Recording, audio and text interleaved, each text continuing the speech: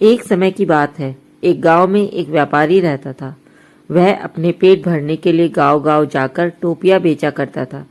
वह रोज सुबह एक बड़ी सी टोकरी में टोपियां लेकर निकलता था। उन्हें बेचकर वह शाम तक अपने घर वापस आ जाता था।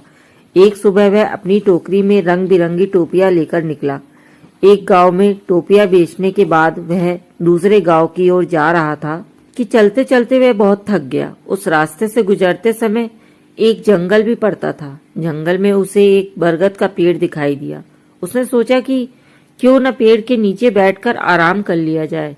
व्यापारी बहुत थका हुआ था। उसने टोपियों से भरी टोकरी को नीचे रख दिया, फिर सिर से टोपी को उतारकर भी नीचे रख दिया और गले से गमछे को उतारकर जमीन पर बिछा दिया और उस पर लेट गया। उसके बाद व्यापारी को गहरी नींद आ गई और वह सो गया। अब जिस पेड़ के नीचे व्यापारी सो रहा था, उसी पेड़ पर बहुत सारे बंदर रहते थे।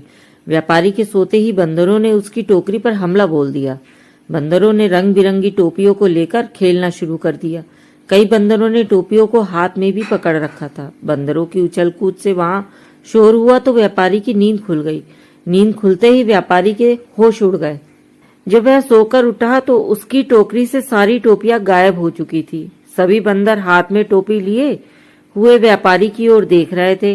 व्यापारी ने ऊपर बंदरों की ओर देखा तो उसे सब समझ में आ गया। व्यापारी अब परेशान हो गया। वह सोच में पड़ गया कि अब टोपियां न बेच पाने के कारण उसका कितना नुकसान हो जाएगा। ये सब सोचते हुए वह अपना सिर को खुजाने लगा। उसे ऐसा करते देख बंदर भी अपना सिर खुजलाने लगे। व्यापारी को यह देख गुस्सा आ गया। उसने गुस्से में अपने सिर पर अपना हाथ तेजी से मारा। बंदरों ने भी अपने हाथ से अपने सिर पर तेजी से मारा। बंदरों को ऐसा करता देख व्यापारी को समझ में आ गया कि बंदर उसकी नकल उतार रहे हैं। अब व्यापारी को एक तरकीब सूझी जिससे वह अपनी टोपियां वापस ले सकता था। फिर उसने जिस टोपी को सोते वक्त सिर के नीचे रखा हुआ था उसको सिर पर पहन लिया। बंदरों ने भी झट से अपने हाथों में पकड़ी हुई टोपियां अपने सिर पर पहन ली। अब व्यापारी ने सिर पर पहनी टोपी को जमीन पर फेंक दिया। बंदरों ने भी व्यापारी की नकल उतारते हुए अपने सिर पर पहनी हुई टोपियां जमीन पर फेंक दी। इस तरह व्यापारी की तरकीब काम कर गई थी। उसने जल्दी जल्दी सारी टोपियों को इकट्ठा किया। टोकरी में सभी टोपियों को रखने के बाद व्यापारी वहां से तुरंत उन्हें बेचने के लिए दूसरे गांव चला गया।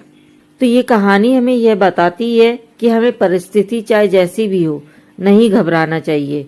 हर हाल में हमें समझदारी से काम लेना चाहिए।